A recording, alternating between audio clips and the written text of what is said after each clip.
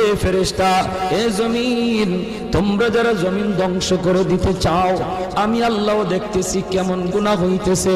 যেই মানুষ আমি আল্লাহ এত আদর করে বানাইলাম, আসমান আল্লাহ বানাইছেন কুন ফায়াকুন বইলা, ফেরেশতাও আল্লাহ বানাইছেন কুন ফায়াকুন বইলা, জমিন আল্লাহ বানাইছেন কুন ফায়াকুন বইলা, কিন্তু আমারে আপনারে আল্লাহ পাক কুন ফায়াকুন বইলা বানায় নাই। আমাকে আপনাকে যখন আল্লাহ বানাইছে, খালাকতু বিয়াদাইয়া, আল্লাহ বলে আমি আমার নিজের হাত দিয়া বান্দা বান্দিরে বানাইছি।